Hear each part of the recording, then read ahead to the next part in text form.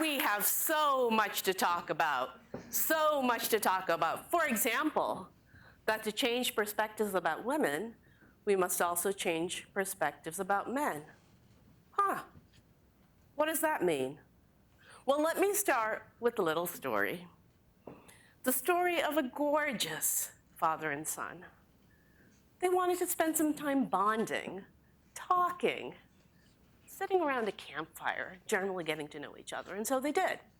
And they had an absolutely fabulous weekend, and on the way back, son said, "Hey, Dad, I just got my permit. I want to drive. Can I drive? Please, can I drive?" The dad said, "Yeah, sure. Take the keys." So they head on back. One Direction, excuse me, is playing on the radio. I heard it's still a thing. Is that still a thing, Anjali? It's not. So they changed the radio station. All of a sudden, this huge semi sideswipes them. They're rushed to the hospital. The dad's okay. The son, he's wheeled into emergency surgery. Doctor walks in, takes one look at him, and says, "It's not my son. This is my son. I can't do this." How's that possible? How's that possible? Any ideas? His mother. Yes, it is. It's his mom. Have you heard the story before? If you've heard the story before, think for a moment to the first time that you heard it. And if you haven't heard it before, be honest. Was there a little hiccup? Did it take just a moment to figure that out? You know, what's so fascinating is that in 2016, when we rationally all say that anybody can be a doctor, we're still not able to see it. We're not able to see it. Yes? So a couple of things happen when we make assumptions about people based on gender. A, we get the wrong answer. But the other thing is we really miss the full capability. We really fail to see their talents in their entirety. Does anybody know who this is? That's Dr. Tamika Cross. True story. A couple of months ago, she was on a flight. Passenger on board is in distress. Over the loudspeaker, "We need a doctor. Is there a doctor on board?" Dr. Cross raises her hand. "I'm a doctor. I can help." Flight attendant says, "Sure, honey, but we need a real doctor." Dr. Cross is a professional. She's cool. She persists. He raises her hand again. "I can help." Flight attendant says, "Do you have any qualifications?" Well, I guess that morning, Dr. Cross forgot to pack her medical degree, so no, she did not have them on her. There happens to be another doctor on board. They call him to take care of the patient. Her story goes viral, and I absolutely love this campaign that Twitter came up with, "What a doctor looks like." What a doctor looks like. So then you may ask, who are these fine gentlemen? Well, I'll tell you right now, I know nothing about their professional qualifications. I do know that they take great care of their children. They're stay-at-home dads. They're members of the National At-Home Dad Network. Did you know that there are more than 2 million stay-at-home dads in the United States? More than 2 million. And I've spoken with several of them. And here's what they tell me. They tell me how difficult it is for men to make that choice, how much resistance they face from women and from men. I had a young woman tell me, "Oh, I don't know, I could never date a guy who stayed at home." They tell me that people sometimes look at them with pity or with sadness. "I suppose he couldn't get a job." They also tell me this. They tell me that because of their decision to stay home and care for the children, and I'm not talking about a 50-50 split of chores in the home, I mean they stay home and take care of the children. Their partners and their wives are free to really focus on their careers, to really focus on careers. Mental models, and by that I mean our ideas, What does a doctor look like? What does a leader look like? What does a breadwinner look like? What does a caretaker look like? Mental models shape our reality. They teach us what to expect, and they teach us what to accept. And right now, our mental models have shaped this reality for us. So no matter how you slice it, upway, upwards, downwards, sideways, full-time, part-time, temporary, women earn about 79 cents to every dollar a man makes. And I say about because if you were to factor in race, the numbers get worse. And if you were to look at other states, numbers aren't looking that good that way either. Women occupy about 16% of corporate boards. And guess what? Out of 500 Fortune 500 CEOs, 470 plus of them are men. So why is that? Do women simply not have the drive or the determination? No, they do. Studies show no gender differences in intelligence, drive, capability. You may say to yourself, oh, well, women haven't had the access to education that men have had. Well, they do. For more than 20 years now, women have been earning college degrees at a higher rate than men, not in the US, but in the US plus every single developed country in the world. Think about that. I have another reason. It's probably because women are entering these fields which have traditionally been male-dominated. No, that doesn't work either. Elementary school education, predominantly staffed by women, mostly led by men. Let's look at nonprofits. Predominantly staffed by women, mostly led by men. Let's think back to our mental models. Who do we expect a leader to be?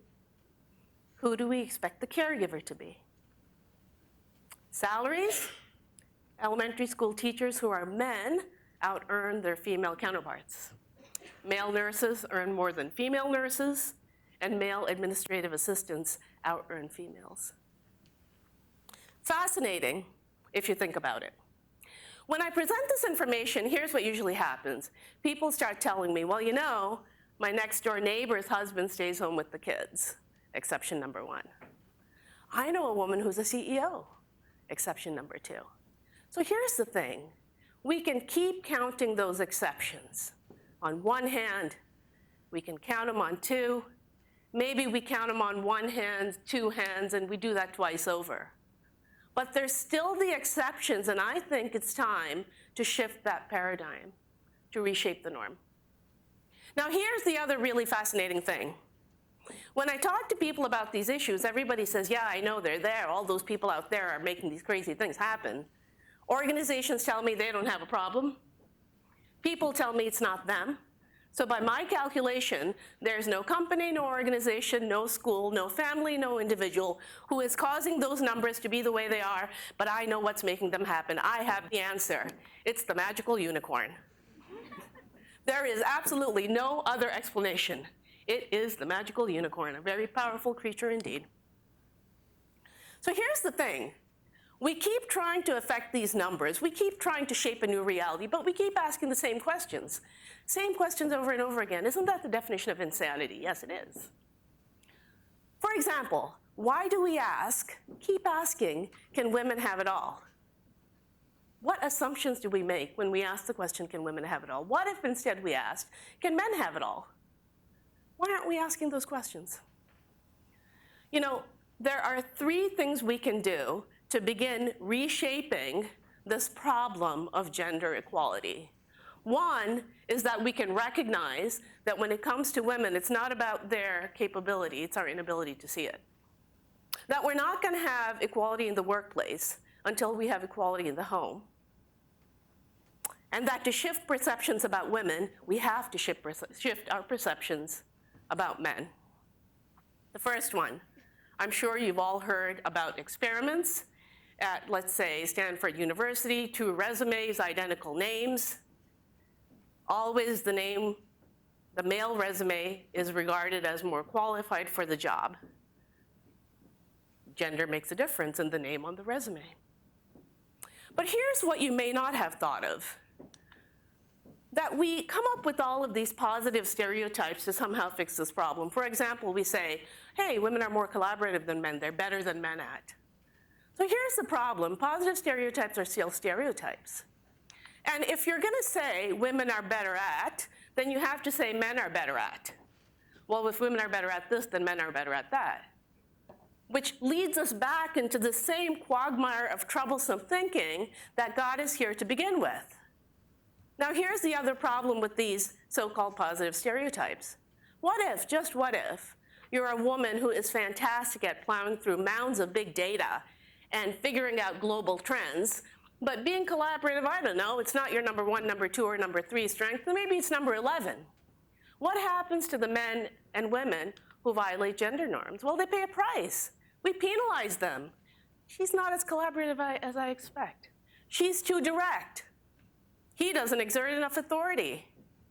She's too ambitious. I broke up with her. She's too ambitious. Oh, I broke up with him. He's too ambitious. She's too aggressive. She's acting like a man. He needs to man up. Which leads us into big truth number 2, that we're not going to have gender equality in the home until we shed these assumptions based on gender and really start looking at people.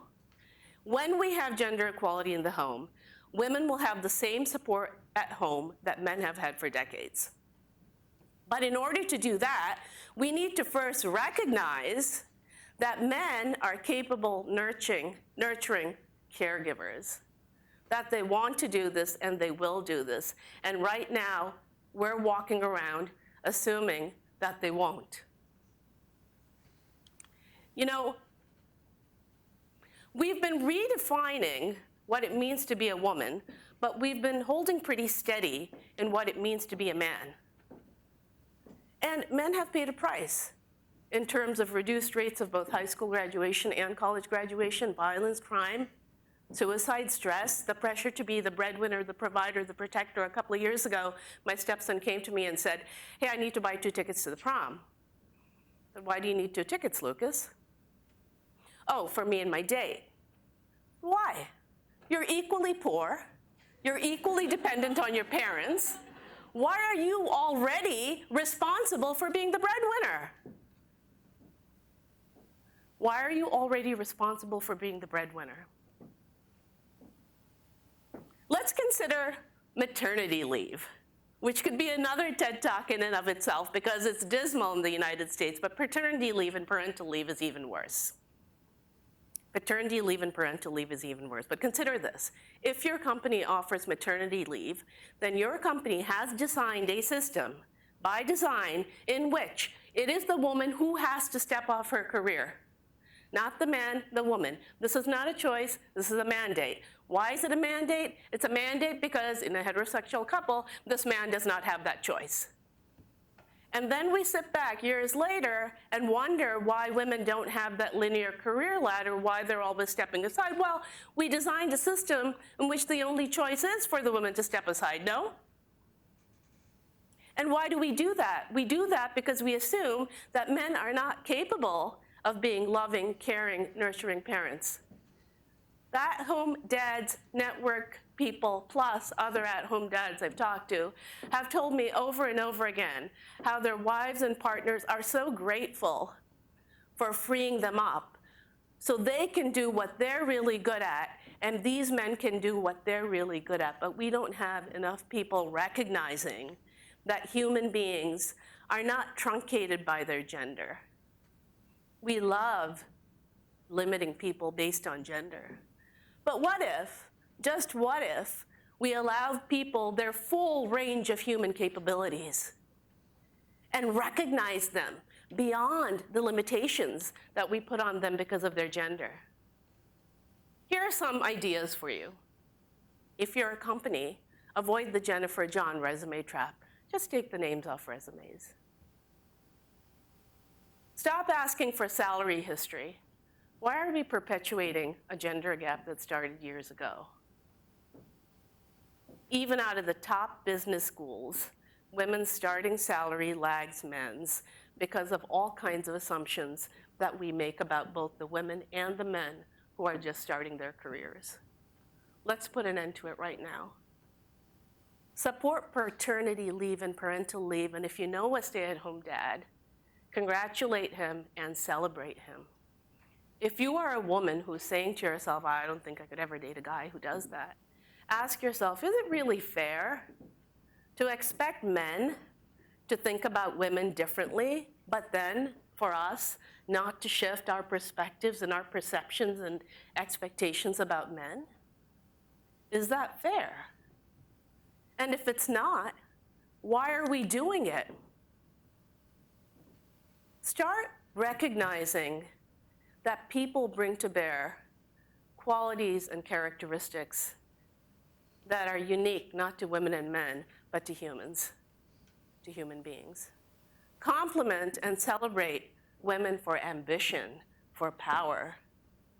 Recognize qualities of caring and nurturing and kindness in men. Point it out. Look for it. Expect more from men. Expect not just for them to be providers of care, cash, care. Expect them to really provide the well-rounded gifts that they are able to give you simply by virtue of being human. Let's start seeing people beyond their gender.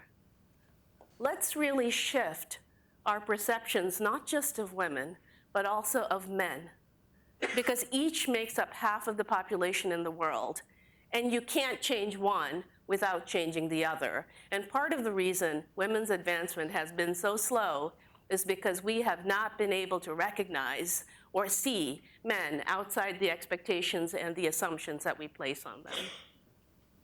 Look past your gender. Look past somebody else's gender. You might find yourself pretty surprised. Thank you.